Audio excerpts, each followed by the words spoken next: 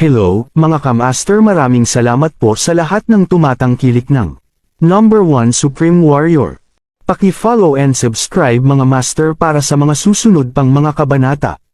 Number 1 Supreme Warrior. Kabanata 3281. Sumimangot ang mapanghiyang disipulo mula sa Unbreaking Pavilion na sinubukan silang pigilan kanina at sinabing, medyo bastos si Jack sa mga salita niya ngayon. Hindi ba siya nag-aalala na mag-backfire ito sa kanya? Sa kung paano ang mga mandirigma mula sa Golden Continent, hindi nila siya mapapatawad kailanman. Baka hilahin pa niya tayo pababa sa kanya. Pwede bang tumahimik ka na lang? Agad naman siyang binatukan ni Darien matapos marinig iyon. Itigil ang pagsisikap na purihin ang iba sa aming sariling gastos. Kahit sumuko tayo, hahayaan ba tayong huminga ng mga mandirigma mula sa Golden Continent? Hindi mo ba nakikita kung gaano kadesperado sa isang sitwasyong pinilit nila tayo? Kung hindi tayo lalaban, lalala lang sila. Ang mga mandirigmang iyon mula sa Golden Continent ay walang anumang biyaya. Patuloy lang silang magsisikap na patunayan ang kanilang sarili sa atin. Ang alagad mula sa Unbreaking Pavilion ay napakagatlabi, hindi na nang ahas na magsalita pa. Nagkagulo ang mga mandirigma ng Golden Continent matapos ang sinabi ni Jack. Isang inner disciple mula sa Asher clan ang malakas na nagsabi, "How dare you talk back to the warriors from the Golden Continent like, you brat. Ang lakas ng loob mo, kahit saksakin ng 1,000 beses ay hindi sapat. Kamatayan ang naghihintay sa iyo, maghintay ka lang." Kung ang taong ito ay hindi lang lahat ng nagsasalita at gustong hamanin si Wild o Lester, tapos na siya. Nang magtipon-tipon ang mga mandirigma mula sa kontinente ng Chaos, lahat sila ay umiling, nananangis sa katotohanang si Jack ay masyadong mayabang. Siya ay halos naglalaro sa kanyang sariling buhay para sa isang sandali ng kasiyahan, at tila walang pakialam sa mga kahihinatnan. Sabi ng isang mandirigma mula sa Chaos Continent, kahit baliw ang taong ito, hindi ko itatanggi na ang kanyang mga salita ay kasiya siyang pakinggan. Parang baluktot ang ilong ni Wild. Sa sandaling sinabi niya iyon, agad siyang pinigilan ng isang mandirigma mula sa Chaos Continent. Dapat tumahimik ka. Matalas ang tenga ng mga lalaking iyon. Kung marinig nila na iniinsulto mo sila, lalapitin ka nila. Nakalimutan mo kung paano sila. Dahil hindi natin sila masasaktan, dapat natin silang iwasan. Huwag kang ang magsalita ng malakas. Sa sandaling iyon, alam ng lahat na hindi nila kayang tretuhin ng normal ang mga mandirigma mula sa Golden Continent. Lahat sila ay masyadong kasuklam-suklam at iniisip lamang ang tungkol sa kanilang sarili. Sila ay isang grupo na hindi maitawid kahit ano paman baka mag-imbita ito ng walang katapusang gulo. Kaya naman, nilamon ng lahat ang kanilang mga salita. Sa kabila ng kanilang hinaing, hinihinaan na lang nila ang kanilang mga boses, hindi nila hahayaang marinig sila ng iba. Ang lahat ay labis na pinahirapan ng Golden Continent, at ang kanilang galit sa kontinente ay naipon lamang. Sa sandaling iyon, galit na galit si Wild. Tiningnan niya si Jack ng papatay, gusto na niyang patayin si Jack. Iniisip pa nga niya kung paano niya pahihirapan si Jack mamaya. Sa kasamaang palad, hindi nabigla si Jack sa kanyang ekspresyon. Sa halip, tumawa siya at sinabing, "Hindi ko alam kung bakit maganda ang tingin ng Golden Continent sa kanilang sarili. Sa tingin mo ba ay mas mahusay ka dahil lamang sa ikaw ay mula sa isang pangalawang gradong mundo? Sa pagkakaalam ko, isa ka sa pinakamasama sa ikalawang baitang mundo. Ang iyong pakiramdam ng higit na kagalingan ay nakasalalay sa iyong pagharap sa mahihinang mundo, at hindi iyon tunay na kahijitan. Sa sapat na oras, ang mga mundo sa ikatlong baitang ay ipopromote sa mga mundo ng ikalawang baitang habang ang mga mundo sa ikalawang baitang ay mahuhulog sa pagiging mga mundo ng ikatlong baitang. Hindi ka magtatagal sa iyong mataas na kabayo." Sinabi ni Jack ang lahat ng iyon nang hindi ka pani-pani walang mahinahon na para bang ito ay isang bagay na tiyak na mangyayari. Sa sandaling binanggit niya na ang gininto ang kontinente ay ang pinakamasama sa mga ikalawang baitang mundo, ang mga disipulo ay nagalit. Sikreto nila na hindi nila matanggap. Kabanata 3282. Dinilat ni Wild ang kanyang mga mata habang nakatingin kay Jack, nagngangalit ang kanyang mga ngipin. "Kabastusan! How dare you! Mukhang inaabangan mong mamatay, kaya pagbibigyan ko ang hiling mo. Ayaw mo ba akong hamanin? Lumapit ka sa akin ngayon din." Tumaas ang isang kilay ni Jack, hindi man lang tumitingin kay Wild. "Wala akong masyadong oras, at ayaw ko ng mga sorpresa. As long as both sides are fine, then any kind of battle is okay. Ang one-on-one na labanan ay hindi kawili-wili. Kung mag-aaway man tayo, dapat kayong dalawa ang lumapit sa akin. Wala akong problema sa isa laban sa dalawa." Sa sandaling sinabi niya iyon, nagulat na naman ang lahat kay Jack. Habang nakabuka ang kanyang ibabang panga, si Wild, sa pag-aakalang mali ang kanyang narinig, ay nagsabi, gusto mo bang lumaban sa amin, isa sa dalawa? Ikaw, mag-isa. Ang buong sitwasyong ito ay parang walang katotohanan kay Wild. Tumango si Jack at tapat na sinabi, oo, gusto kong lumaban sa inyong dalawa ng mag-isa. Dapat pareho kayong masaya at magkasundo. Pagkatapos ng lahat, sa kung paano kumilos ang gininto ang kontinente, tila wala kang pakialam sa kung gaano ito kabaliwan o kawalang dangal. Basta ang mahalaga masaya ka. Parehong nagalit sina Wild at Lester. Walang imik na tiningnan ni Lester si Jack na para bang nagwawala ang lalaking ito. Sino ka sa tingin mo?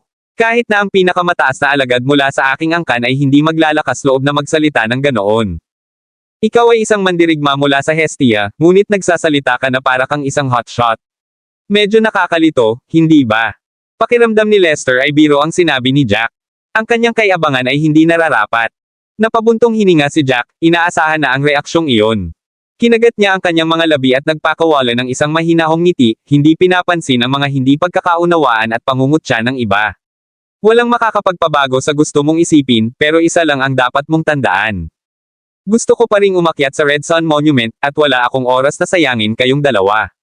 Kung gusto mong lumaban, pagkatapos ay gawin ito ng mabilis. Kung wala kang lakas ng loob, tumahimik ka. Walang umaasa na lalapit pa si Jack sa kanyang mga salita. Mukha siyang walang pakialam sa mundo. Parang hindi niya talaga itinuring ang dalawang napiling disipulo mula sa White Phoenix Clan bilang katumbas ng kanyang pansin. Ang kontinente ng Hestia ay sumabog doon. Sa paghiling ni Jack na labanan silang dalawa ng sabay-sabay, ang kanilang mga talakayan ay biglang nahati sa dalawa. Naramdaman ng isang kalahati na si Jack ay masyadong mayabang at kailangan niyang mabaliw para magawa ang bagay na iyon. Isang bagay ang insultuhan ang kanilang mga kalaban, ngunit naglakas loob siyang harapin silang dalawa ng sabay-sabay. Nagsalita sila na parang walang ingat si Jack. Sinuportahan ng kabilang grupo si Jack at ibinalita siya bilang kanilang siga ng pag-asa. Sa mga narinig nila mula sa iba, alam nilang hindi pabaya si Jack. Ang lahat ng ginagawa niya ay palaging napakalohikal, at hindi pa siya nagkamali sa pagkalkula ng mga bagay noon. Ito ay hindi naiiba. Marami sa kanila ang katulad ni Rudy at medyo naniwala kay Jack, anuman ang sinasabi ng iba.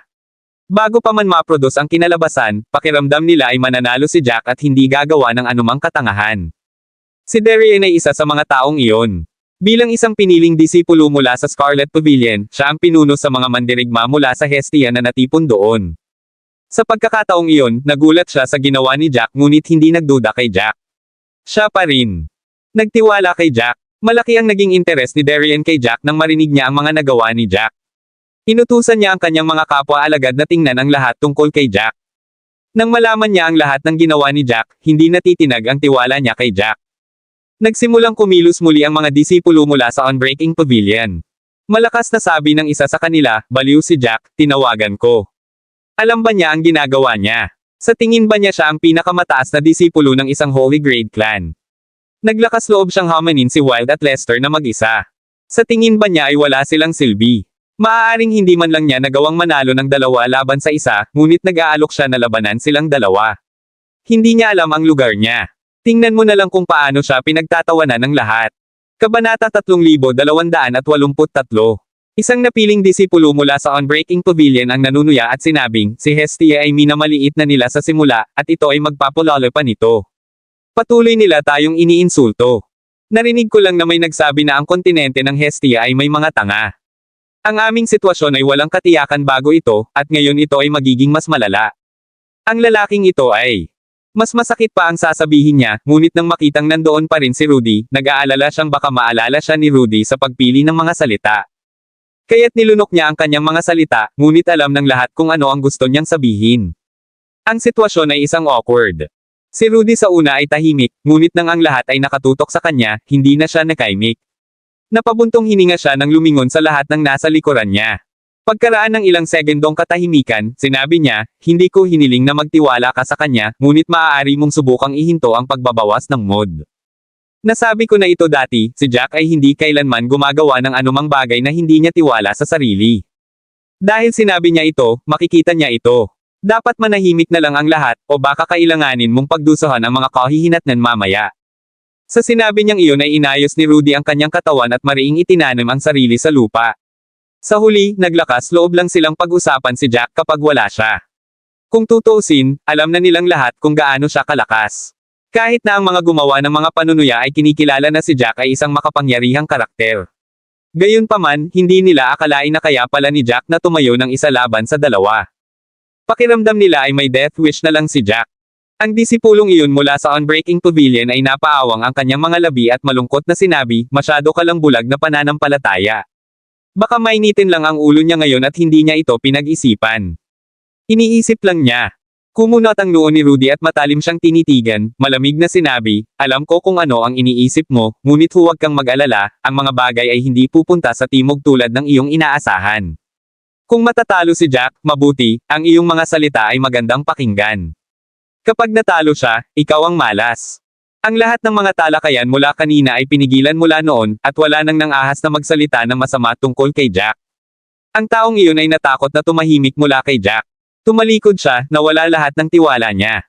Sa sandaling iyon, tumayo si Jack sa harap ni Wild at Lester. Siya ay may isang maluwag na ekspresyon sa kanyang mukha na tila ang kanyang mga kalaban ay walang dapat ikabahala. Sa sobrang galit ni Wild hindi niya alam ang sasabihin. Simula nang pumasok siya sa Whirling World, ito na ang pinakamabaliw na bagay na na-encounter niya. Ang brat na ito, na lumabas ng wala sa oras, ay hindi lang naghahaman sa kanilang dalawa kundi nagsasalita rin ng mga ganoong kangas na salita. Talagang may death wish siya. Lalong lumalim ang ngisi ni Wild. Alam mo ba ang kahihinatnan ng pagmamayabang sa ganoong paraan, brat? Napangisi rin ang mga labi ni Jack. Siyempre alam ko. Maaari mo bang ihinto ang pag-aaksaya ng oras? Kung hindi ka masaya tungkol dito, umatake ka na lang. As long as both sides are willing, kahit isa laban sa tatlo pwede. Hindi na kinaya ni Lester ang ugali ni Jack. Pwede bang itigil mo na ang pag-arte na parang ikaw ang pinakamalakas na mandirigma? Hindi ko talaga alam kung baliw ka ba o tanga lang. Hiniling mo sa amin na ihinto ang pag-aaksaya ng oras. Ang lakas ng loob. Huminga ng malalim si Wild at naglabas ng isang metrong espada. Dahil sabik na sabik kang mamatay, ibibigay ko ang iyong hiling. Kabanata 3284.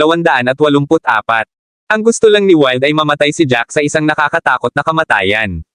Nai-imagine niya kung paano niya ito pahihirapan sa isang sandali. Gayunpaman, nang magtataas na sana siya ng kanyang espada, biglang inabot ni Jack at pinigilan siya. Maghintay. Tumaas ang isang kilay ni Wild at ngumuso, ano? Natatakot ka ba? Huli na para magsisi. Pumayag ka na naawayin tayong dalawa. Sa sandaling gawin mo, hindi na kami pinaghihigpitan ng mga patakaran. Kaya kung umatake kahit kailan ko gusto. Bahagyang pumulupot ang mga labi ni Wild habang nabaluktot ang mukha nito sa tuwa. Hindi niya sinisi si Jack na nagtaas ng kamay para pigilan sila. Kung tutuusin, sa mga mata niya, talagang nakakabaliw ang mga kinikilos ni Jack. Sa bandang huli, naramdaman niya na parang sinubukan lang ni Jack na kumilos na parang mas magaling siya kaysa sa totoo. Paano kayang haharapin silang dalawa ng isang mandirigma mula sa kontinente ng Hestie? Si Jack ay hindi katugma kahit na para sa isa sa kanila, pabayaan ang dalawa. Tumaas ang isang kilay ni Jack at sinabing, hindi ako natatakot. Gusto ko lang gumawa ng final check. Mag-aaway naman kayong dalawa diba? Pareho kayong nagkasundo ni Lester na awayin ako, diba? Nang marinig iyon, muling sumimangot si Wild, naguguluhang nakatingin kay Jack. Hindi niya inaasahan na iyon ang gustong sabihin ni Jack. Gusto talaga ni Jack na tingnan kung pareho silang pumayag na labanan siya na tila nag-aalala na mawalan siya ng ganoong pagkakataon. Sa sandaling iyon, sigurado si Wild na si Jack ay baliw. Hinding-hindi niya sasabihin ang mga ganoong bagay kung hindi man. Nagkibit balikat si Lester. Nabuksan mo talaga ang mga mata ko. Sinabi mo yun para masigurado mong hindi ka pipigilan ng rules na awayin tayong dalawa. Napaka-surreal ng sitwasyon para kay Lester. Nakakatuwa na hindi niya alam kung ano ang sasabihin. Si Jack ay talagang prangka. Matapat siyang tumango pagkatapos marinig iyon. Ito ay eksakto kung ano ang naisip niya. Base sa naging kalagayan nilang dalawa, hindi lubos na posible na sabay silang aatake sa kanya. Kahit na ang mga mandirigma mula sa ginintoang kontinente ay palaging gumagawa ng mga bagay ayon sa gusto nila, siya ay isang baliw pa rin sa kanilang mga mata, isang langgam na maaari nilang patayin anumang oras. Ito ay medyo nakakahiya para sa kanila na atakihin siya ng magkasama. Kung ibinunyag niya ang kanyang tunay na kakayahan at ang isa ay natakot, na gustong umatras, ito ay isang sayang.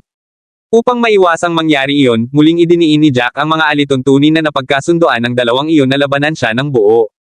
Pagkatapos, kahit anong mangyari, kaya niyang lumaban ng walang anumang reserbasyon. Si Lester naman, parang brain dead si Jack, at hindi lang siya ang may ganoong sentimiento.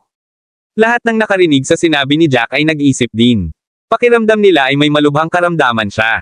Hindi alam ng mga mandirigma ng Golden Continent kung ano ang sasabihin. Isang inner disciple mula sa White Phoenix Clan ang nagtaas ng kilay at nagsabi, lasing ba siya? Makinig ka na lang sa sinasabi niya. Nakakabaliw. Pakinggan ang kanyang tono. Parang pareho silang hindi makakatalo sa kanya.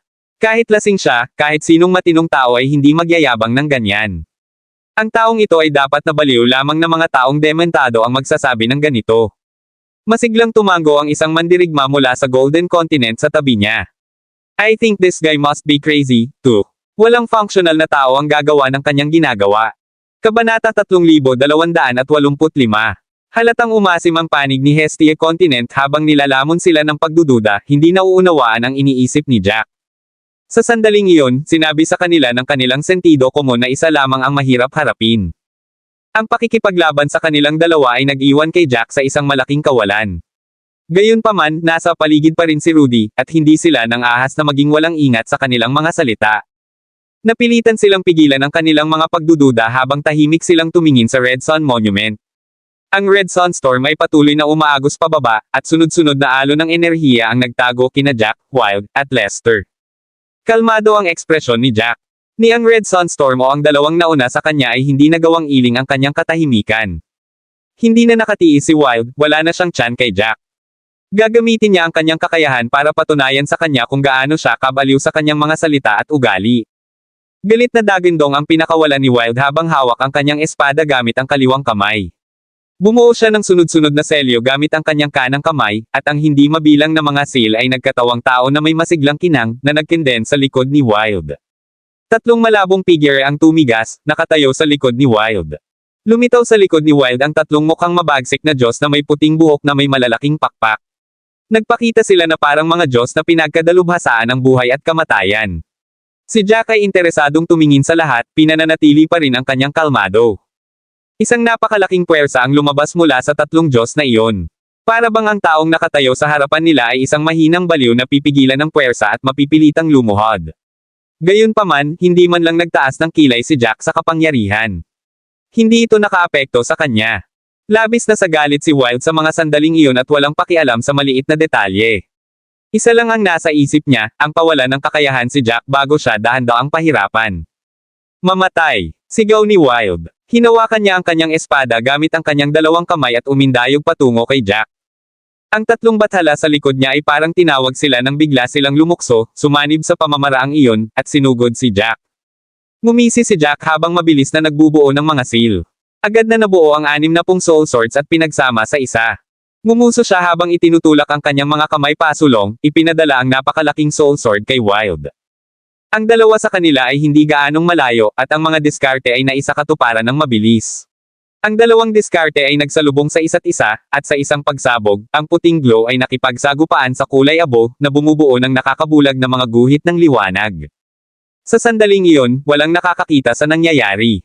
Lahat ay nanlaki ang kanilang mga mata, hindi pinapansin ang maliwanag na liwanag habang sinusubukan nilang makita kung ano ang nangyayari. Isang sigaw ng paghihirap ang dumating pagkatapos na mawala ang ningning na ikinagulat ng mga mandirigma mula sa Golden Continent.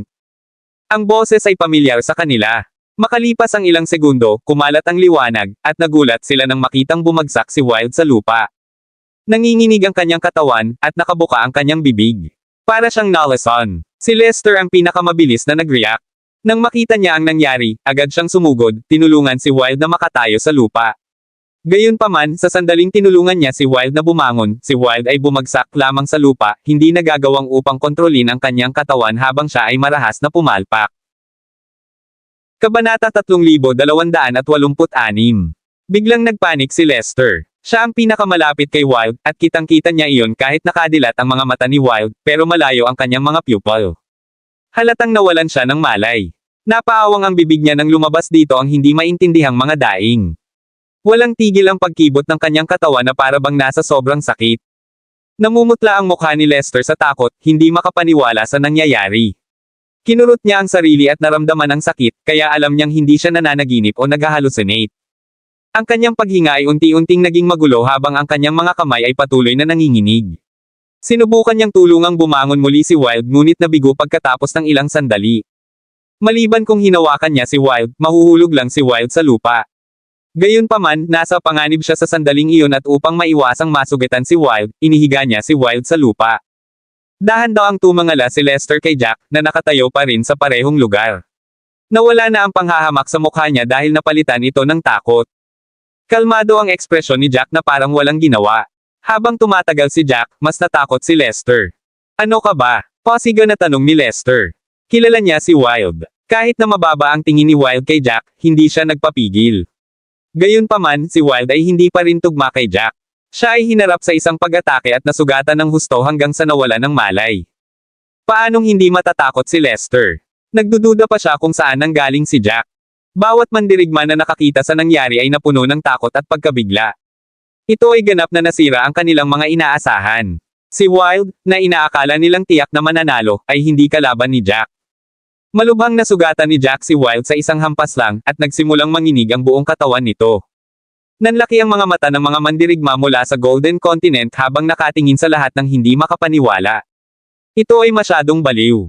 Ang isang mandirigma mula sa Golden Continent ay huminga ng hindi maayos habang sinabi niya, ano ang nangyari? Paanong napakalakas ng lalaking ito?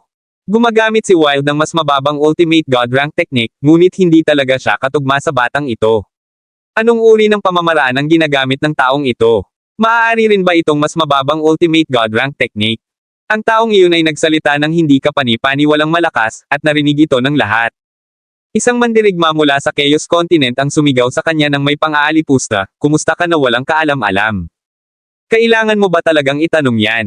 Hindi ba halata? Kung si Leslie ay gumagamit ng lower Ultimate God Rank technique, kung gayon ang technique na tumalo sa kanya ay hindi magiging mababa ang rank. Isang mandirigma mula sa White Marsh Continent ang biglang nagbawi ng pagkabigla sa kanyang puso nang marinig niya ang pag-uusap na iyon, at idinagdag sa mandirigma mula sa Chaos Continent, ang mga mandirigma ba mula sa Golden Continent ay magaling lamang sa pagmamalaki sa kanilang sarili. Kayo lang ba ang pinapayagang mag-aral ng lower Ultimate God Rank techniques? Hindi ba kwalipikado ang ibang mga mandirigma? Kahit na si Jack ay mula sa Hestia Continent, mayroong malalakas na mandirigma sa lahat ng dako. Napaka-short-sighted mo. Nakikita mo lang ang sarili mo, pero wala nang iba. Ang mga mandirigma mula sa ikatlong baitang mundo ay sumang-ayon sa pahayag na iyon, tama. Sarili lang nila ang inaalala nila. Iniisip nila na lahat ng iba ay basura, ngunit sila ay nauwi sa pagiging walang laban sa basura, natatalo. Sa isang atake lang. Hindi nila makita ang kanilang sariling mga kapintasan. Anong biro? Sa tingin ba nila ay mas malakas sila kaysa sa atin sa lahat ng paraan dahil lang sila sa ikalawang baitang mundo? Napakabiro ng marinig iyon.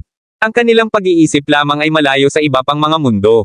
Lahat sila ay matigas ang ulo, iniisip na ang lahat ng kanilang mga mandirigma ay walang kapantay na malalakas. Iniisip nila na ang mga mandirigma mula sa ikatlong baitang mundo ay hindi sila kayang talunin. Tingnan natin kung patuloy silang magpapakitang gilas pagkatapos nito. Kabanata 3287. Ang mga mandirigma mula sa Golden Continent ay galit na galit dahil sa pangungutya, ngunit wala silang masabi. Wala silang paraan para makasagot, ngunit ito ay pansamantala lamang. Napakabilis pagkatapos, nagsimula silang maghagis muli ng mga insulto. Isang wandering warrior mula sa Golden Continent ang nagsabi, palagi kang basura. Palagi silang namumukod tangi sa mga basura, ngunit hindi ito nangangahulugan na hindi ka na basura. Kahit kayong lahat na mandirigma mula sa ikatlong baitang mundo na pinagsama-sama ay hindi magiging kasing lakas ng Golden Continent. Walang saysay na sabihin ang mga walang kwentang bagay na ito. Tingnan mo na lang ang Red Sun Monument. Sino ang nag-iwan ng pinakamaraming pangalan sa monumento? Karamihan sa mga mandirigma ay hindi man lang maabot ang 480 metrong marka. Kapag sila ay nasa dulo ng kanilang lakas, sila ay uukit ng pangalan ng kanilang kontinente kung saan sila tumigil, novel drama. Kung titingnan ito, ang monumento ay puno ng mga pangalan mula sa iba't ibang mundo, ngunit ang Golden Continent ang may pinakamaraming pangalan. Mula sa pinakamababa hanggang sa pinakamataas na antas, ang iba pang mga mundo ay may mas kaunting mga pangalan. Ang Hestia Continent ay may pinakamakaunti, lalo na sa mas mataas na mga punto. Kaunti lamang ang nasa 420 metrong marka.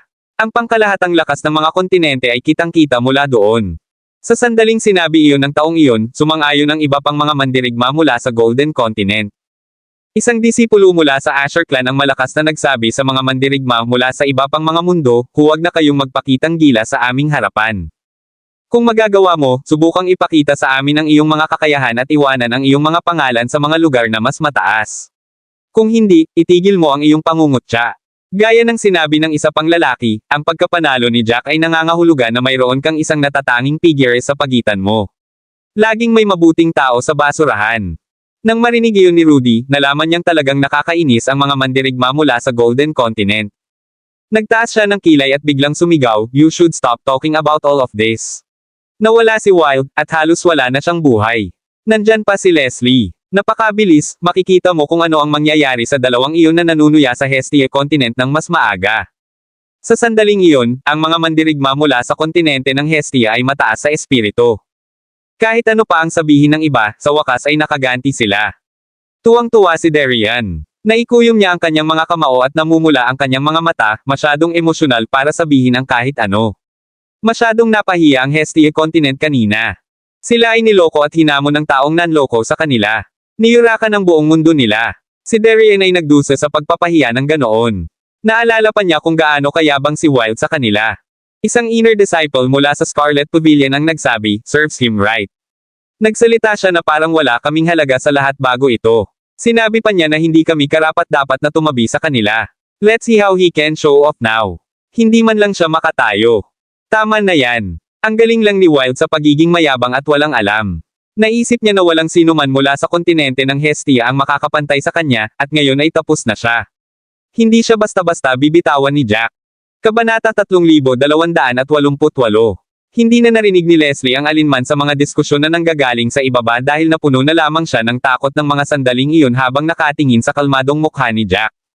Nagsimulang manginig ang kanyang mga kamay, kasama ang kanyang buong katawan.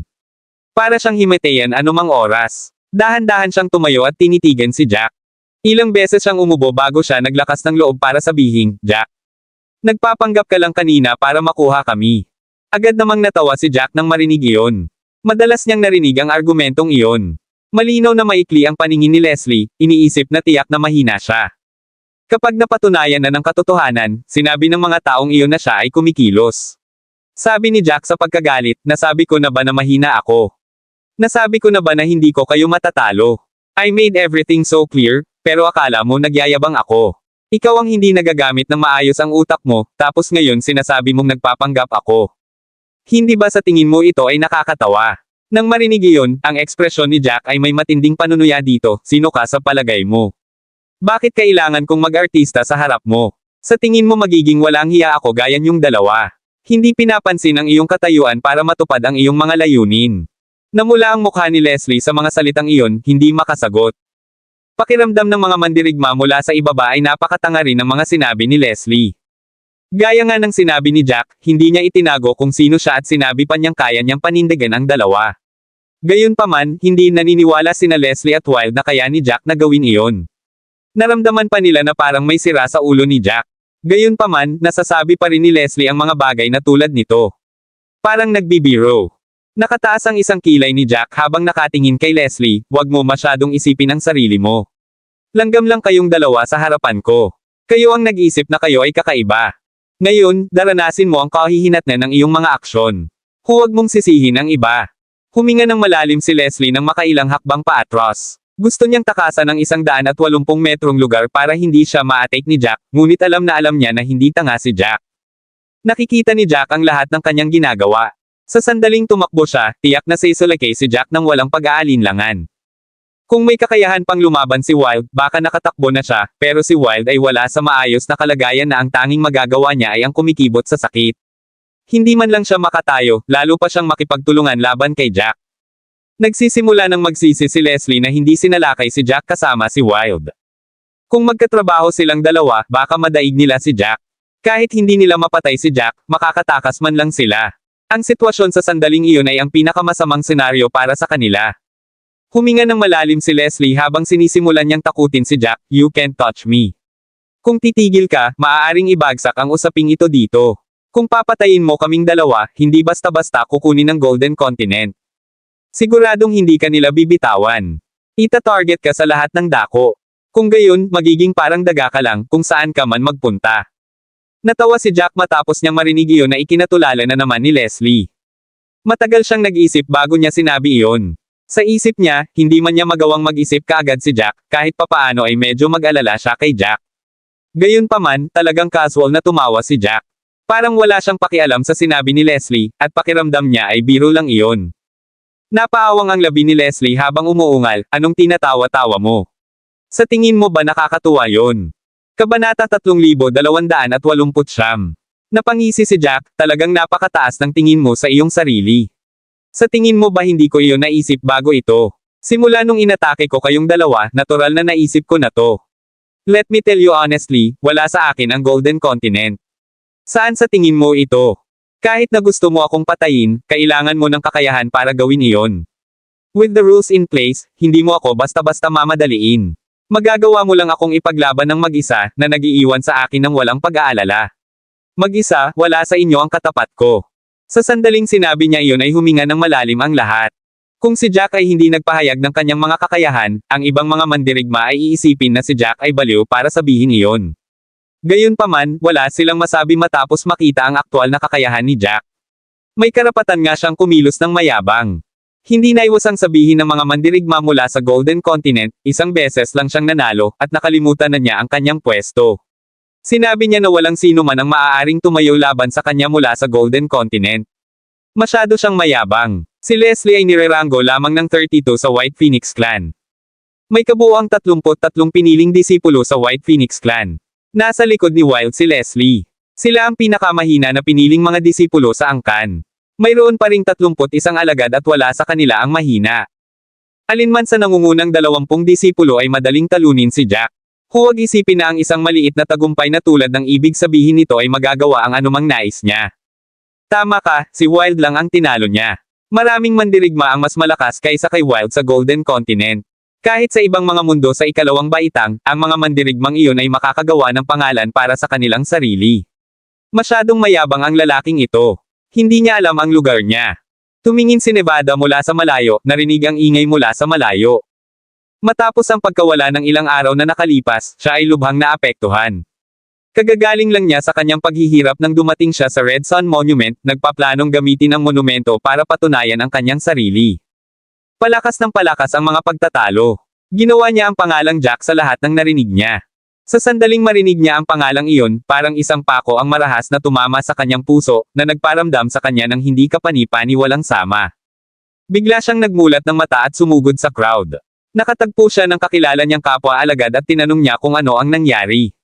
Tinanong niya kung bakit pinag-uusapan ng mga tao si Jack, at sinabi sa kanya ng disipulo ang lahat. Nang marinig iyon ni Nevada, hindi kapani-pani walang namutla ang kanyang mukha. Bigla siyang tumangala para makita ang pamilyar na figure. Nang makita niya si Jack, mukhang labis siyang nagdurusa. Hindi niya napigil ang sabihin, hindi ka pareha si Leslie para sa kanya. Kahit ako natalo sa lalaking ito. Hindi ba't nagpadala na ako ng balita para hindi basta-basta makasakit ng damdamin ng sinuman? Pinilit mong guluhin ang Hestia Continent, at ngayon tingnan mo, magdurusa siya. Maasim ang mukha ni Nevada. Nang may makarinig na kahit si Nevada, na nasa 20s sa clan, ay natalo kay Jack, nagulat sila. Hindi nila inaasahan na ganoon talaga ang kakayahan ni Jack. Malamang napuno ng panghihinayang si Leslie sa sandaling iyon. Dahil natapakan niya ang Hestia Continent kaya kumilos si Jack. Kabanata 3290. Huminga ng malalim si Leslie at muling umatras, are you really planning on offend Golden Continent? Hanggat huminto ka ngayon, lahat ay maaari pa ring pag-usapan. Maaayos pa natin ang mga bagay-bagay, at hindi ka na mahihirapang ihagis sa iyo. Tumawa si Jack, wala man lang pakialam doon. Tumangging sumuko si Leslie. Masyadong masama ang nangyari para kay Wild. May madugong aral sa harap niya. Ayaw mamatay ni Leslie at ayaw niyang pahirapan. Hanggat may kaunting pag-asa, hindi niya ito bibitawan. Gayunpaman, ang iba't ibang mga tugon ni Jack ay naging sanhi ng pagkawala ng pag-asa ni Leslie. Sa sandaling iyon, ang mga disipulo ng White Phoenix Clan ay hindi makatiis na tumingin. Sa sandaling umatake si Jack, tiyak na mamamatay si Leslie. Kahit na sila ang naging dahilan nito, hindi pa rin nila matiis na panoorin ang pagkamatay ng kanilang kapwa-alagad. Isang inner disciple mula sa White Phoenix Clan ang sumigaw sa Hestia Continent, mas mabuting kausapin mo si Jack. Dapat alam niya kung kailan titigil. Kung hindi, hindi siya pababayaan ng White Phoenix Clan. Hindi lang iyan, hindi rin namin kayo bibitawan. Galit na galit si Darien nang marinig iyon.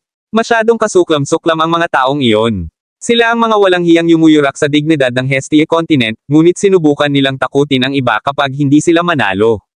Hindi nagpapigil si Darian. Gayunpaman, hindi siya sumusuko ay hindi nangangahulugan na ang iba ay hindi nag-aalala. Sabi ng isang disipulo mula sa company pavilion, bakit hindi natin pag-usapan si Jack? Kung lumayo siya, hindi na namin may salvage ang sitwasyon. Walang hiya ang mga mandirigma mula sa Golden Continent, ngunit makapangyarihan sila. Magiging madali para sa kanila na labanan tayo, at hindi natin magagawang lumaban. Agad na bumaling ang tingin ni Leslie, nakatingin sa disipulong iyon mula sa company pavilion. Nag-alab ang kanyang galit, ngunit hindi siya nagsalita. Ito ay dahil ang taong iyon ay nagpahayag ng kanyang sariling mga alalahanin. Pagkatapos ng lahat, ang Hestia Continent ay malayo sa Golden Continent sa lakas. Kung target sila ng Golden Continent, wala silang magagawa. Gayunpaman, walang paraan si Darian na hilingin kay Jack na huminto. Masyado na siyang galit sa mga bagay-bagay kanina. Nang makita ng warrior mula sa Golden Continent na hindi nagre-react ang Hestia Continent, sinabi niya kaagad, mas mabuting maging matalino ka sa mga bagay-bagay. Mayroon pa ring puwang upang ibalik ang mga bagay sa ngayon. Nasaktan mo na ng husto si Wild. Nakaganti na. Kung lalampas ka sa linya, hindi ka namin bibitawan. Naririnig ni Jack ang lahat ng sinasabi. Nilinggan niya ang kausap, at lalong tumindi ang pangungutya sa mga labi. Sabi ni Jack, huli na ang lahat para sa mga pagbabanta. Hayaan akong linawin ang mga bagay. Kung sino man sa inyo ang maglalakas loob na ay target ang Hestia Continent, lahat kayo ay ita-target ko. Kung may kakayahan ka, kaya nating harapin ang isa't isa. Tignan natin kung sino ang mas malaking pagkalugi. Sa sandaling sinabi niya na nagbago ang mga ekspresyon ng mga mandirigma mula sa Golden Continent. Hindi nila akalain na magiging ganoon katigas ang ulo ni Jack para magsalita pa ng ganoon. Tumangging gumalaw si Jack. Nang marinig iyon ni Nevada, bumantong hininga siya at walang magawa, hindi mo dapat sayangin ang iyong oras. Kung pakikinggan ka ng lalaking ito, hindi ako mawawala sa kanya. Hindi siya natatakot sa anumang bagay, at siya ay isang tao sa kanyang salita. Kung target natin ang Hestia Continent, tiyak na dadanasan natin ang kanyang galit. Naikuyom ng mahigpit ni Darian ang kanyang mga kamao. Ang mga salita ni Jack ay nagbigay sa kanya ng maraming suporta. Lumingon siya para tingnan ang mga mandirigma mula sa kontinente ng Hestia at sinabing, kung Otres tayo, mas gusto lang nila tayo, hindi mo ba naiintindihan iyon? Hindi kami ang nagsimula nito. Golden Continent ang nagpilit sa amin sa isang sulok. Kahit na umatras tayo ng isang hakbang, sa tingin mo ba madali nila tayong bibitawan? Kung paalisin ni Jack sina Wild at Leslie, makikita nila ito bilang tanda ng kahinaan. Sa kung ano ang mga taong ito, patuloy lang nila tayong binubuli at ipipilit tayong mawalan ng pag-asa. Kabanata 3291. Hindi ka pani-paniwalang emosyonal si Darian habang sinasabi niya iyon. Huminga siya ng malalim, at nang marinig iyon ng lahat, hindi nila maiwasang tumango bilang pagsang-ayon. Pagharap sa gininto ang kontinente, ang pag-atres ay maiisip lamang nila na ang kontinente ng Hestia ay natatakot. Tiyak na maghihiganti ang Golden Continent. Ang mga bagay ay magiging mas mahirap para sa kanila sa hinaharap. Gayunpaman, kung mananatili silang determinado at hahayaan si Jack na manguna sa paniningil, magiging mas mabuti ang mga bagay.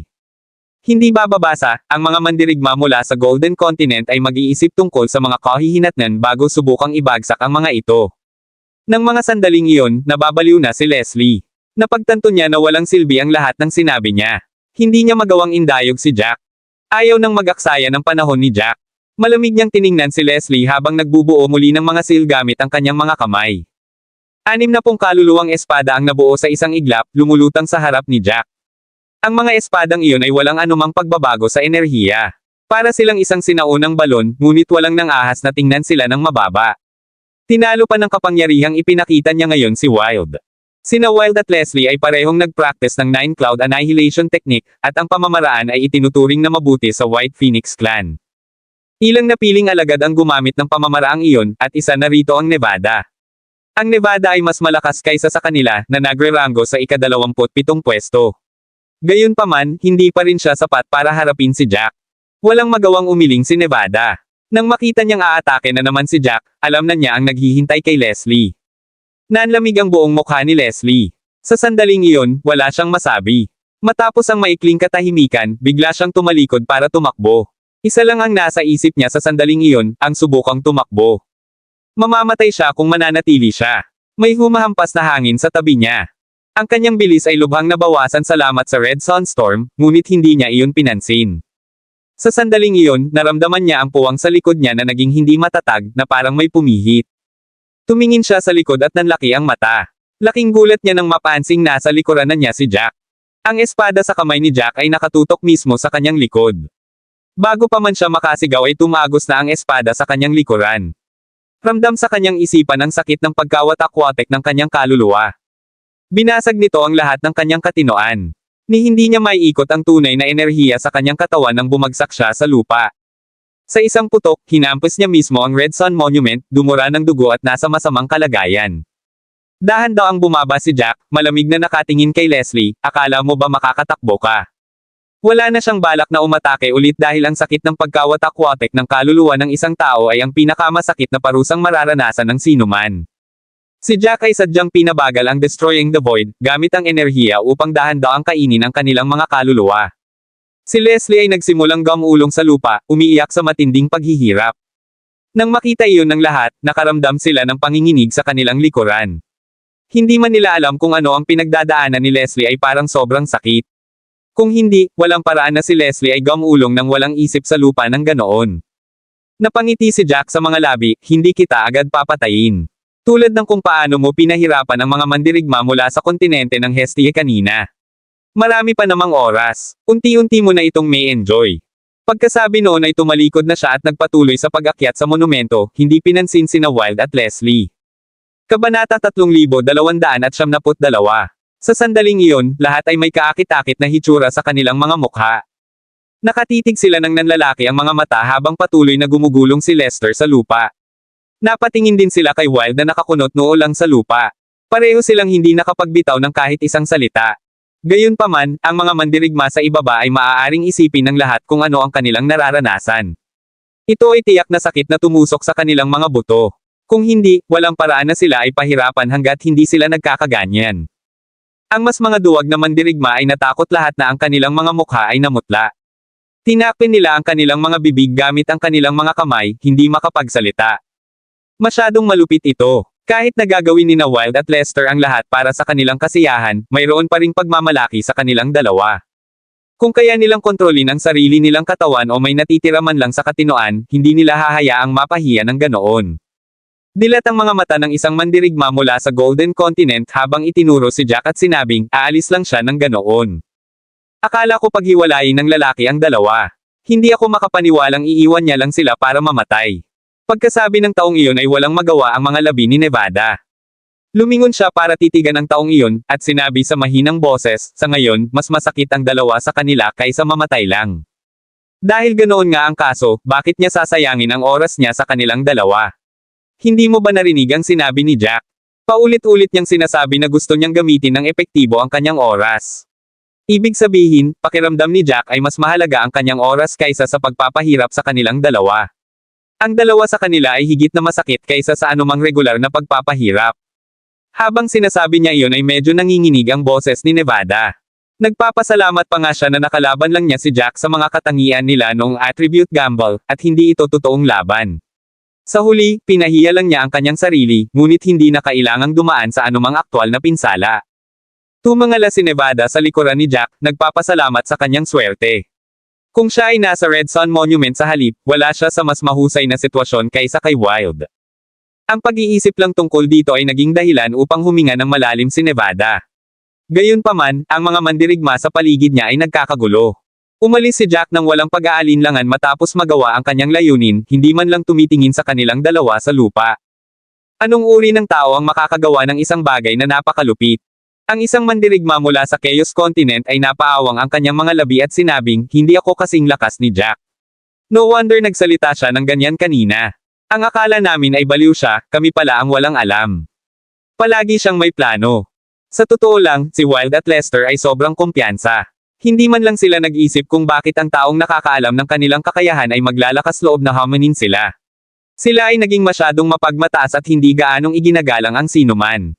Ayun na uwi sila sa ganito. Hindi talaga nila masisisi ang iba. Pagkatapos sabihin iyon ng taong iyon, sumang-ayon ang ibang mga alagad, tama. Sa huli, bulag lang sila.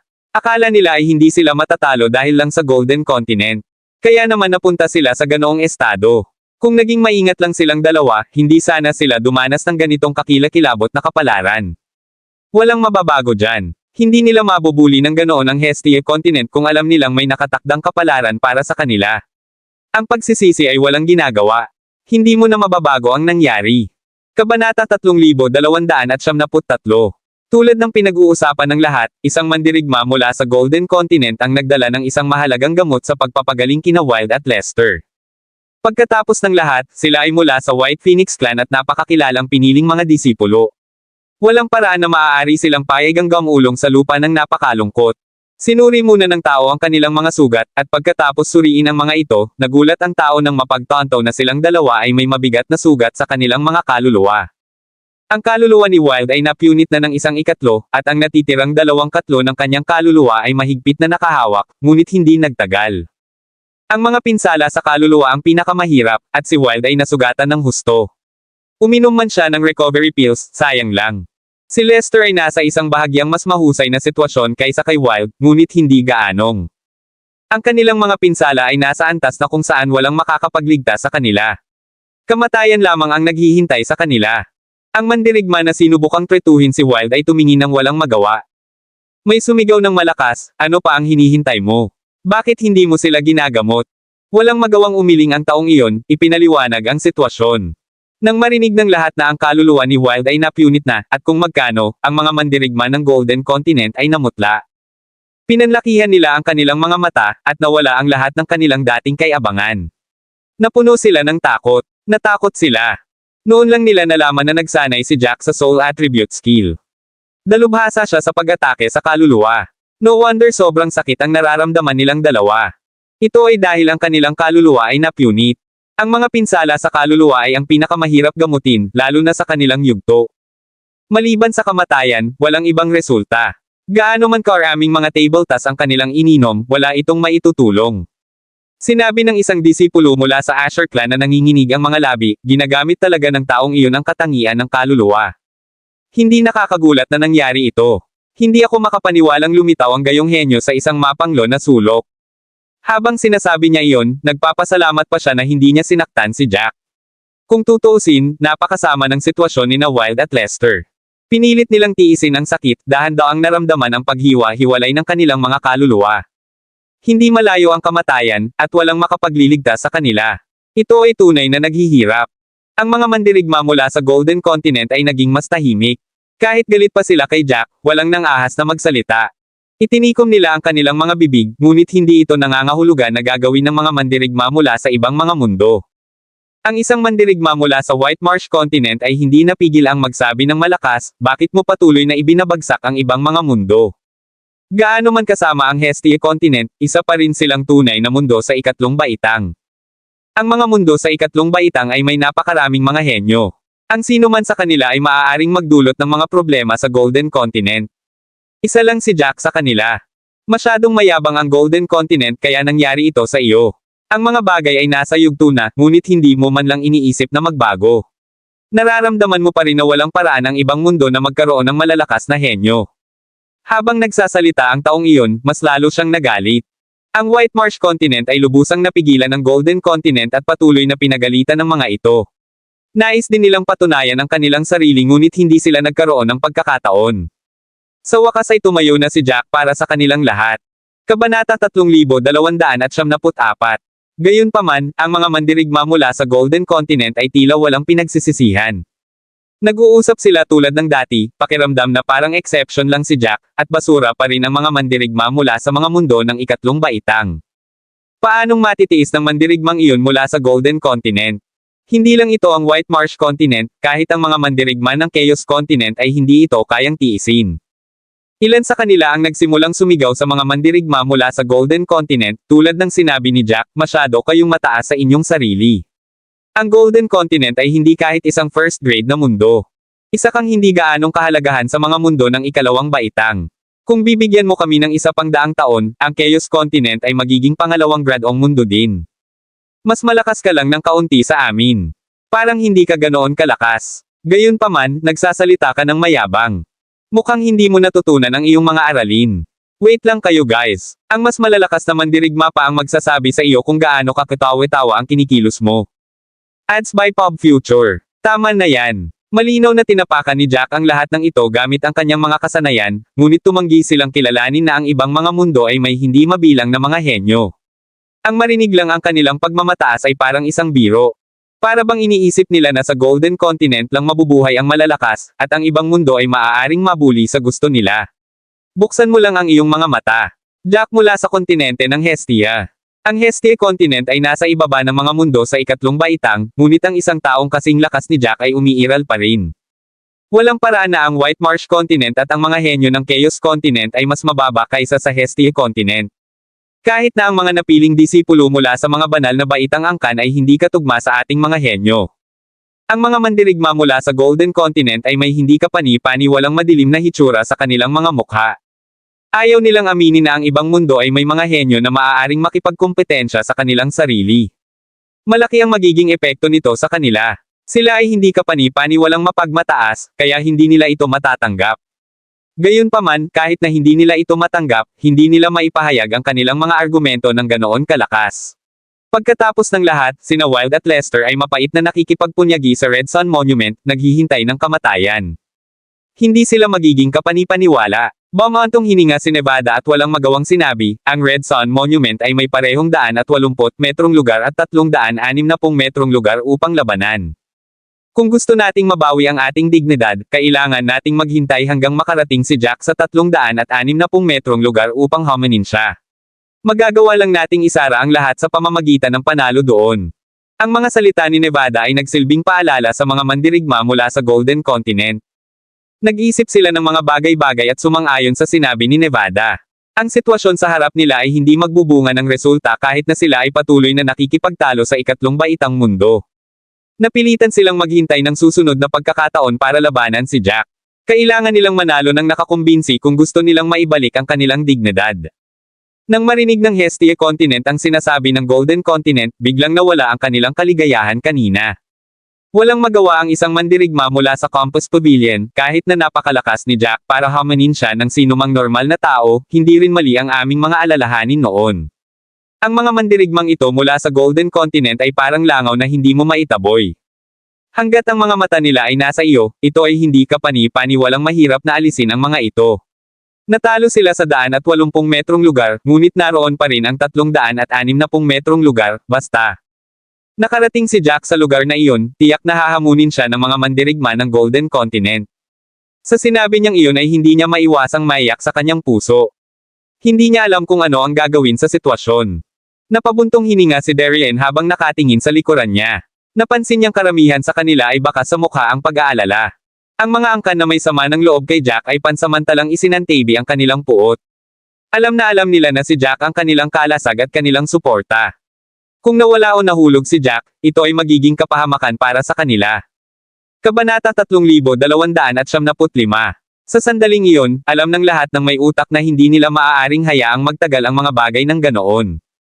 Huminga ng malalim si Darien at buong determinadong tumingin sa lahat.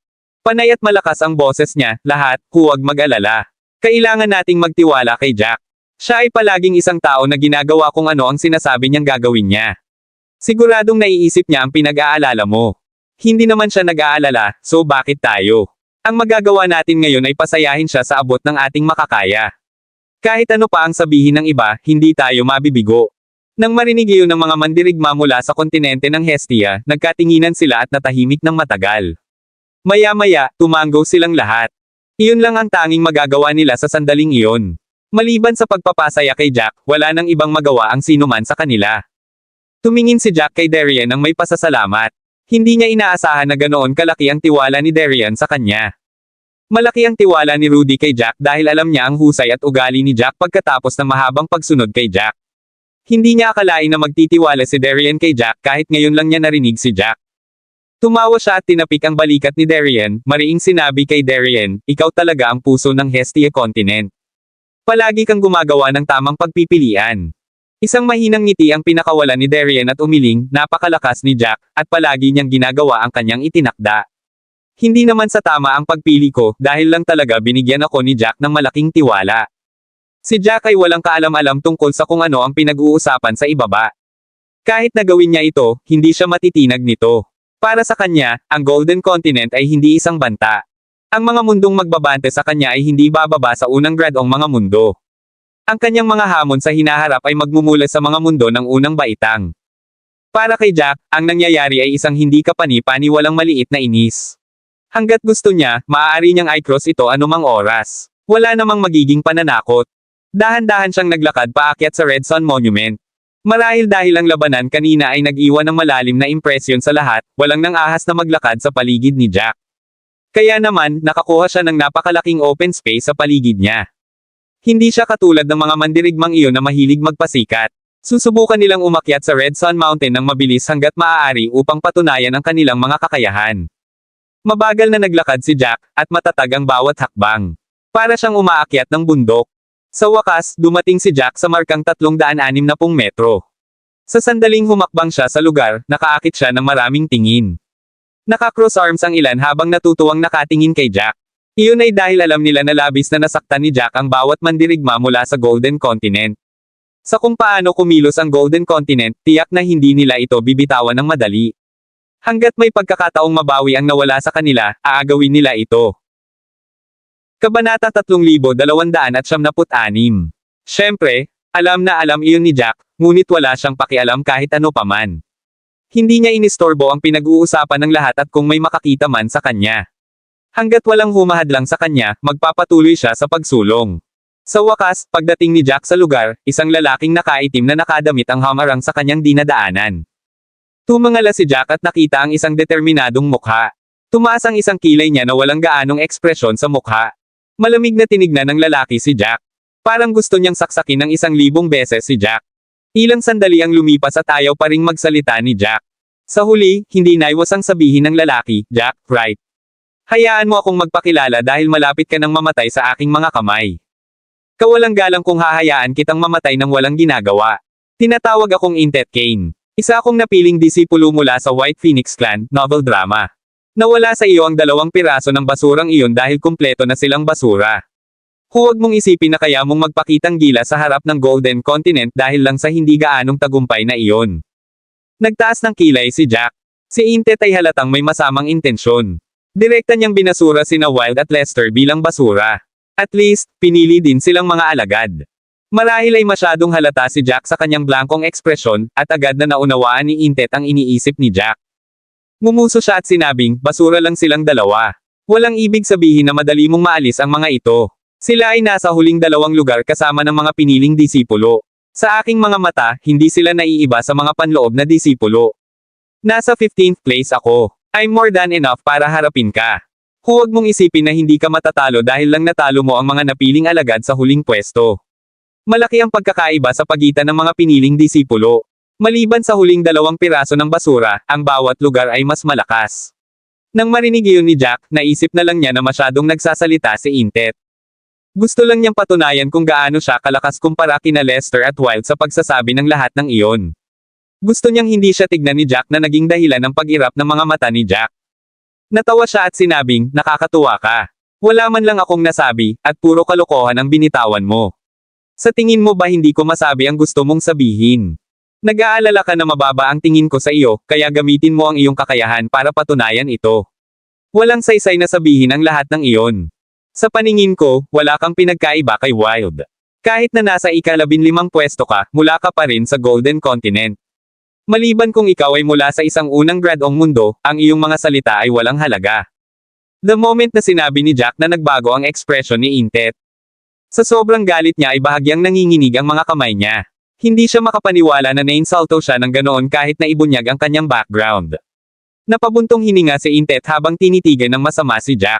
Sanay na rin si Jack sa ganyang itsura. Minsan, makikita niya sila ng ilang beses sa isang araw. Maliban na lang kung hindi makapagpigil at sumugod si Intet sa kanya, wala itong pinagkaiba kay Jack. Nagulat ulit ang mga mandirigma sa ibaba sa sinabi ni Jack. Lahat ay nakatutok sa lahat ng sinabi niya. Natigilan ang lahat sa sinabi ni Jack.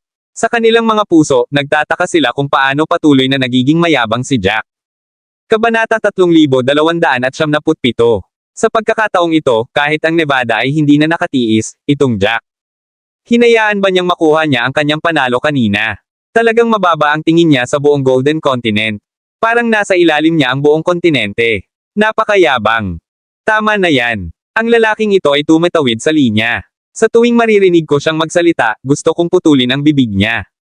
Paulit-ulit niyang sinasabi na masyadong mataas ang tingin ng iba sa kanilang sarili, pero hindi niya tinitingnan ang sarili niya sa salamin. Sinasabi pa nga niya na ang mga mandirigma lang mula sa first grade worlds ang kanyang pakialam. Siya ay isang mandirigma lamang mula sa isang ikatlong baitang mundo, ngunit siya ay kumikilos ng napaka-arrogant. Kung sasabihin ko kahit kanino ang narinig ko, iisipin nilang gumagawa ako ng mga bagay-bagay. Kung tutuusin, mahirap humanap ng katulad niya. Walang pakialam si Jack sa kung ano ang sinasabi sa ibaba. Kahit narinig niya ang mga iyon ay hindi niya pa rin papansinin. Sa pagkakataong iyon, malamig na nakatingin si Jack kay Intet na nasa harapan niya. Nakita niyang humihinga ng malalim si Intet. He scoffed as he said in a calm tone, "I'll say the same thing. Kung gusto mong lumaban, gagawin ko ito anumang oras, ngunit kulang ako ng oras. Ayokong sayangin mo ang anuman nito. Palagi akong isang taong kumikilos ayon sa gusto ko. Matatapos ka rin tulad ni Wild. Ikaw ang humiling nito. Wala itong kinalaman sa iba."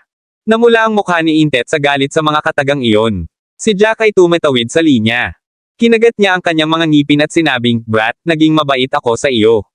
Sa tingin mo ba ay matatalo ako sa iyo tulad ng dalawang basurang iyon? Dapat kang matuwa na minamaliit ka nilang dalawa at hindi ka nilalabanan. Kung hindi, napunit ka na sana sa lugar na iyon." Sa sinabi niyang iyon ay pulang-pula na ang mukha niya. Gusto niyang sibakin si Jack. Walang magawa ang mga labi ni Jack, pakiramdam niya ay hindi pakikinggan ni Intet ang anumang sasabihin niya. Wala naman talaga siyang pinagkaiba kay Wild. Kahit na nasaksihan na nila ang galing ni Jack, naisip pa rin nila na hindi ganoon kalakas si Jack. Akala nila nanalo lang si Jack dahil sa swerte. Kung magkaharap silang dalawa ni Jack, hindi nanalo si Jack. Natahimik si Jack sa isiping iyon. Wala rin siyang pakialam sa iniisip ng mga ito. Sa mga mata ni Jack, lahat sila ay ayaw makinig. Napabuntong hininga siya dahil hindi niya alam kung ano ang sasabihin kay Intet. Habang si Intet ay parang nainsulto ng husto, at talagang gustong patayin si Jack sa sandaling iyon. Pinandilatan niya si Jack, "Brat, babayaran mo ang sinabi mo. Iiyak ka na at magmamakaawa kahit saglit lang. Hindi kita bibigyan ng anumang awa kahit lumuhad ka at magmakaawa." Natawa si Jack habang galit na sinabi, "Tatandaan ko ang sinabi mo. Tingnan natin kung sino ang hihingi ng awa." Napaawang ang labi ni Intet na parang ayaw na niyang makipagtalo kay Jack. Malamang mamatay siya sa galit kapag nagpatuloy sila. Kabanata 3278. Sa puso ni Intet, hindi siya tugma kay Jack pagdating sa mga salita, ngunit tiyak na hindi siya tugma ni Jack pagdating sa aktwal na kakayahan. Madaling napatay ni Jack sina Wild at Lester, ngunit magagawa rin niya ito. Kaya naman naramdaman ni Intet na mas malakas lang ng kaunti si Jack kaysa kay Wild. Huminga siya ng malalim, sabik na makita si Jack na humihingi ng awa. Gumawa siya ng mga selyo sa pamamagitan ng kanyang mga kamay, at apat na may mahabang buhok na mga bathala ang namuo sa likuran niya. Gumagamit din siya ng Nine Cloud Annihilation. Ang Nine Cloud Annihilation ay isang espesyalidad ng White Phoenix Clan. Ang sino mang malakas ay lalaban upang matutunan ang pamamaraan. Nakataas ang kilay ni Jack habang nakatingin sa apat na bathala sa likod ni Intet. Mula pa lamang sa bilang ng mga Diyos, ang Inter ay nakagawa ng higit pa kaysa kay Wild. Gayunpaman, wala pa rin iyon para kay Jack, dahil ang Nine Cloud Annihilation ay isa pa ring mas mababang Ultimate God Rank technique sa habang ang Destroying the Void ay talagang isang Upper Ultimate God Rank technique. Maliban na lang kung gumagamit si Intet ng Storm God Rank technique, hindi siya makakasama ni Jack. Galit na dagindong ang pinakawalan ni Intet habang pinagsalikop ang kanyang mga kamay. Isang nakakagulat na kapangyarihan ang bumuhos sa espada sa kanyang kamay.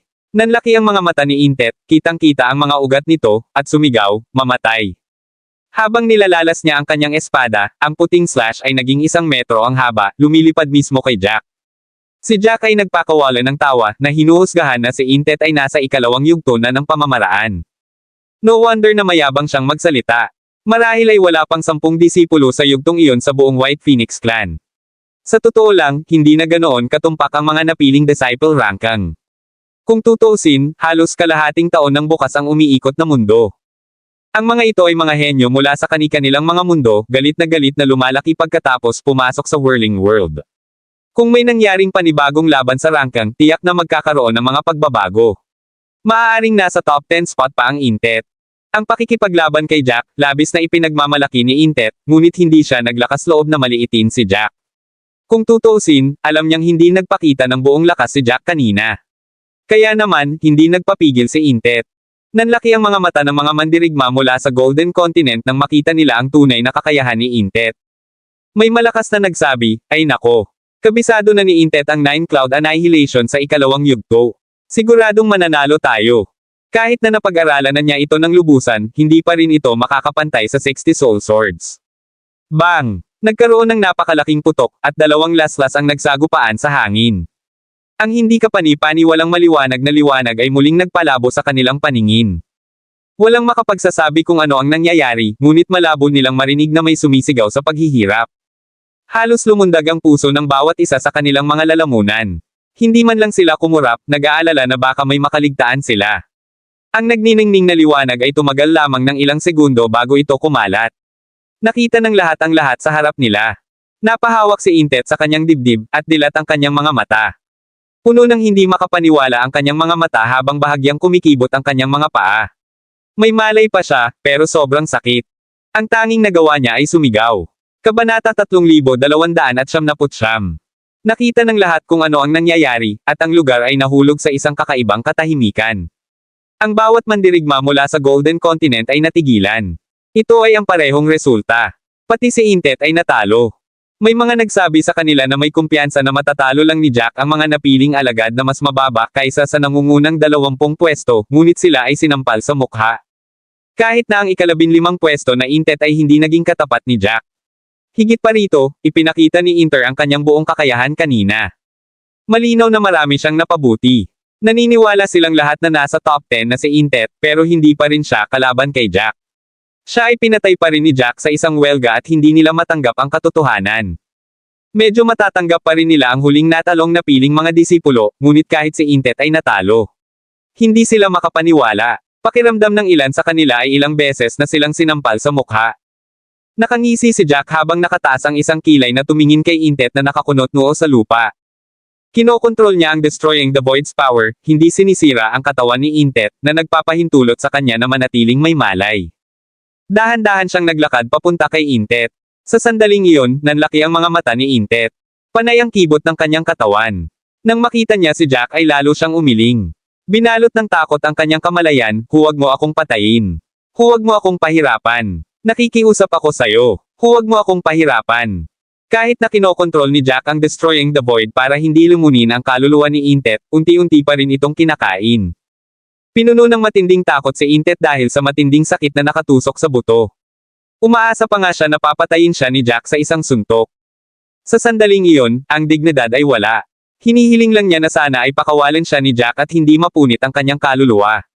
Nang marinig ang pagmamakaawa ni Intet, hindi napigilan ni Jack na matawa, hindi mo ba natatandaan ang sinabi mo kanina? Sinabi mo sa akin na ako ang magmamakaawa at hindi mo ako patatawarin. The moment na sinabi niyang namutla ang mukha ni Intet, hindi siya naniniwala na matatalo siya ni Jack. Pakiramdam niya ay walang kapantay si Jack para sa kanya. Sa pagkakataong iyon, gustong sampelan ni Intet ang sarili. Nang tumingin sa malamig na mga mata ni Jack, kinilig siya. Nagsisi siya sa pagsubok na hamanin si Jack noong una. Nang makita niya ang ginawa ni Jack, naisip niya lamang na si Jack ay hindi kapani-pani walang kasuklam-suklam. Malaki rin ang tiwala niya sa kanyang kakayahan. Mula nang pumasok siya sa Whirling World, nakagawa na siya ng breakthrough after breakthrough. Hindi rin niya masyadong inisip si Jack. Ito ay hindi tulad ng kumpiyansa ni Intet ay hindi rin makatwiran. Sa husay ni Intet, siguradong makakapag-rank siya sa top 5 sa White Phoenix Clan, ngunit hindi niya alam na kahit ang top 5 ay hindi makakasama ni Jack. Tumingin si Jack kay Intet at bumantong hininga, tutulad ka ba kay Lester? Sa pag-iisip na nag-aartista ako at iyon lang ang dahilan kung bakit ka nawala. Naninigas ang mukha ni Intet, hindi makapagsalita. Pakiramdam niya lahat ng sinabi ni Jack ay parang isang sampal sa mukha. Si Jack ay hindi nag-aartista. Niloloko lang niya ang sarili niya the whole time. Kabanata 3300. Kaya lang, sila ay mga mandirigma mula sa Golden Continent at patuloy na iniisip na si Jack ay isang taong hindi kapani-pani walang mayabang. Hindi nila inaasahan na talagang may kakayahan si Jack para i-back up ito. Sa sandaling iyon, ang mga mandirigma mula sa Golden Continent ay kumikilos ng hindi kapani-pani walang kakaiba. Palagi silang tinutulak pabalik ni Jack. Natahimik sila ng mga sandaling iyon, walang masabi. Nagawa nilang sapilitang ibalik ang kanilang pride pagkatapos ng unang pagkatalo, ngunit pagkatapos ng pangalawa, wala na silang masabi. Isang mandirigma mula sa Chaos Continent ang tumawa ng malakas, sumisigaw sa Golden Continent, halika, hindi ba kayong lahat ay mahilig makipag-usap? Napakaraming panghuhusga mo kay Jack, sinasabi mong basura tayong lahat. Bakit hindi ka na nagsasalita? Masasabi mo ba sa wakas kung sino ang totoong basura? Ang mga mandirigma mula sa Golden Continent ay lahat ay may maasim na tingin sa kanilang mga mukha. Kahit na gusto nilang sumigaw pabalik, wala silang masabi. Pagkatapos ng lahat, si Jack ay patuloy na nanalo. Maging si Intet ay hindi naging katapat niya. Wala silang sinabi na magiging kapanipaniwala. Ang naging sanhi ng pagkawala ng kanilang pag-asa ay ang katotohanan na si Jack ay nakipag-usap kay Intet tulad ng kung paano niya nakipag-ugnayan kay Wild. Mukhang hindi ito nagsagawa ng maraming pagsisikap. Tinalo niya si Intet sa isang suntok. Hindi sila tanga. Malinaw nilang nakita ang lahat. Hindi nagpigil si Intet. Kahit na sa kanyang buong lakas, hindi pa rin siya naging kapantay ni Jack. Naging dahilan iyon para mawalan sila ng pag-asa. Napilitan silang ibaba ang ulo at aminin ang pagkatalo. Napabuntong hininga si Nevada nang makita ang pagkabigla sa kanyang mga mata, wala ba talaga sa kanya ang Golden Continent? Sa sandaling sinabi niya iyon, ang Golden Continent ay naging mas tahimik. Akala nila ay mayabang lang magsalita si Jack dahil hindi pa nakikita ni Jack kung gaano kalakas ang mga mandirigma mula sa Golden Continent, ngunit wala na silang masabi. Ang lakas ni Jack ay lumampas sa kanilang mga imahinasyon. Para bang madaling makitungo si Jack sa sinuman. Hindi nila makita kung gaano kalakas si Jack. Mahigpit na nakakuyom ang mga kamao ni Darien habang mukhang hindi kapani-paniwalang emosyonal. Kung mas malakas si Jack, mas ligtas ang iba sa kanila. Katulad nga ng sinabi ni Jack, kung gusto ng mga mandirigma mula sa Golden Continent na maghaiganti sa mga mandirigma mula sa Hestia Continent, kailangan muna nilang isaalang-alang ang galit ni Jack. Sabi ng isang disipulo mula sa Unbreaking Pavilion, akala ko may magandang ideya ako kung gaano kalakas si Jack, pero mas malakas pa pala siya kaysa sa inaakala ko. Ang katotohanan na ang Hestia Continent ay nakagawa ng isang taong napakalakas ay isang pagpapala. Sa sandaling iyon, nagsimulang magpasalamat ang mga mandirigma mula sa kontinente ng Hestia. Akala nila ay pinilit sila ng Golden Continent sa isang sulok, ngunit ang lakas ni Jack ay lumitaw upang iligtas sila. Alam na alam nila na hindi na sila mabubuli hanggat andito pa si Jack. Ang bawat mandirigma mula sa Golden Continent ay matatakot kay Jack. Ang sakit ay unti-unting nadudurog sa katinoan ni Intet. Nang mga sandaling iyon ay nasa bingit na siya nang hindi na makapagsalita. Napasigaw na lang siya sa sobrang sakit. Siya ay nasa sobrang kalunos-lunos na kalagayan. Ilang tao ang nag-iwas ng tingin.